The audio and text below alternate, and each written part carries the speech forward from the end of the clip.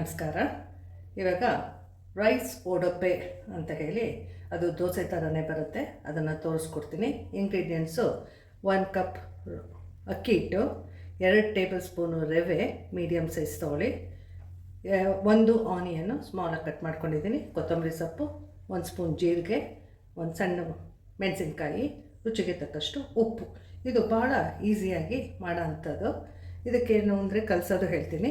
2 ಕಪ್ಪು, ಅದೇ ಕಪ್ಪಲ್ಲಿ 2 ಕಪ್ ನೀರು ತೊಗೊಂಡಿದ್ದೀನಿ, 1 ಕಪ್ ರೈಸ್ ಫ್ಲೋರ್ ಹಾಕಿದ್ದೀನಿ, ಮತ್ತು 2 ಸ್ಪೂನು ಮೀಡಿಯಮ್ ಸೈಜ್ ರವೆ ಹಾಕಿದ್ದೀನಿ. ಕಲಸಿಟ್ಟಿರೋ ಇದಕ್ಕೆ ಸಣ್ಣದಾಗಿ ಹಚ್ಚಿರುವಂತಹ ಈರುಳ್ಳಿ, ಉಪ್ಪು, ಜೀರಿಗೆ ಎಲ್ಲ ಹಾಕಿ ಇದನ್ನು ಕಲಿಸ್ತಾ ಇದ್ದೀನಿ. ಭಾಳ ಈಸಿ ಮಾಡೋದು ಮತ್ತು ತುಂಬ ಟೇಸ್ಟಿಯಾಗಿರುತ್ತೆ. ಈಗ ಯಂಗ್ಸ್ಟರ್ಸು ಕೆಲಸಕ್ಕೆ ಹೋಗ್ತಾರೆ, ಬೇಗ ಒಂದು ತಿಂಡಿ ಮಾಡಬೇಕು ಅಂತ ಹೇಳಿ, ಸೊ ಹಾಗಾಗಿ ಇದು ಭಾಳ ಚೆನ್ನಾಗಿ ಬರುತ್ತೆ. ಈ ಥರ ಕಲಿಸ್ಬಿಟ್ಟು ನೋಡಿ, ಹದ ನೋಡ್ಕೊಳ್ಳಿ, ತುಂಬ ತೆಳ್ಳಗಿರಬೇಕಿದು. ಇನ್ನೂ ಒಂದು ಅರ್ಧ ಕಪ್ಪು ನೀರು ಹಾಕೋತಾ ಇದ್ದೀನಿ. 2.5 ಕಪ್ಪು, 1 ಕಪ್ ಅಕ್ಕಿ ಹಿಟ್ಟಿಗೆ 2.5 ಕಪ್ ನೀರು ಹಾಕ್ಕೊಂಡಿದ್ದೀನಿ. ಇದೇ ವಿಧಾನದಲ್ಲಿ ಅಕ್ಕಿ ಓಡಪ್ಪೆ ಅಂತ ಇದು, ಇದೇ ವಿಧಾನನ ಅನುಸರಿಸಿ ರಾಗಿ ಓಡಪ್ಪೆ, ರಾಗಿ ಹಿಟ್ಟಲ್ಲೂ ಮಾಡ್ಬೋದು, ಮತ್ತು ಜೋಳದ ಹಿಟ್ಟಲ್ಲೂ ಮಾಡ್ಬೋದು. ಈ ಥರ ಎಲ್ಲದಕ್ಕೂ ಇದೇ ವಿಧಾನ ಅನುಸರಿಸ್ಬೇಕಾಗತ್ತೆ.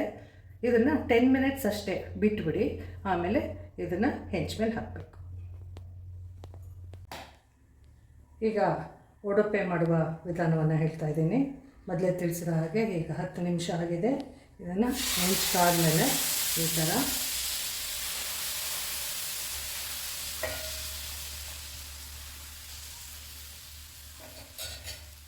ಹಾಕಿ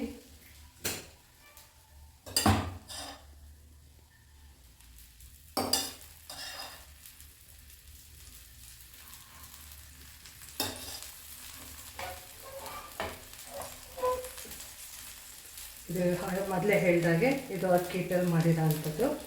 ಇದೇ ರೀತಿ ನೀವು ಜೋಳದ ಹಿಟ್ಟು, ಅದಕ್ಕೆ ಮತ್ತೆ 2 ಸ್ಪೂನು ರವೆ, ಮತ್ತು ಈ ಥರ ಈರುಳ್ಳಿ, ಕೊತ್ತಂಬರಿ ಸೊಪ್ಪು, ಮೆಣಸಿನ್ಕಾಯಿ, ಸ್ವಲ್ಪ ಜೀರಿಗೆ ಹಾಕಿ ಮಾಡ್ಬೋದು. ಹಾಗೆಯೇ ನೀವು ರಾಗಿ ಹಿಟ್ಟಲ್ಲಿ, ರಾಗಿ ಓಡಪ್ಪೆ ಅಂತ ಹೇಳ್ತೀವಿ ಅದನ್ನು, ರಾಗಿ ಹಿಟ್ಟಲ್ಲಿ ಮತ್ತು ಅದೇ ರೀತಿ 1 ಕಪ್ ರಾಗಿ ಹಿಟ್ಟು, 2.5 ಕಪ್ ನೀರು, ಮತ್ತು ಈರುಳ್ಳಿ, ಕೊತ್ತಂಬರಿ ಸೊಪ್ಪು, ಜೀರಿಗೆ ಇದೇ ರೀತಿ ಹಾಕಿ ನೀವು ಮಾಡಬೇಕು. ಇದು ಸ್ವಲ್ಪ ನಿಧಾನಕ್ಕೆ ಸ್ವಲ್ಪ ಫಸ್ಟು ಹೈ ಇಡ್ತೀರ, ಆಮೇಲೆ ಸಿಮ್ ಮಾಡಿ ಬೇಯಿಸ್ಬೇಕು. ನೋಡಿ, ಈಗ ಆಗಿದೆ. ಈಗ ಸೈಡ್ ಕ್ಲೀನಾಗಿ ಬಿಟ್ಕೋತಾ ಇದೆ ನೋಡಿ ಎಷ್ಟು ಚೆನ್ನಾಗಿ ಬಂದಿದೆ. ಈ ಥರ ಸೈಡ್ ಬಿಟ್ಕೊಳ್ಳುತ್ತೆ ಅದೇನೇನೆ, ಸೊ ಹಾಗೆ ಹಾಕಿ ಹೀಗೆ ತೆಗೆದಿರ್ತೀವಿ.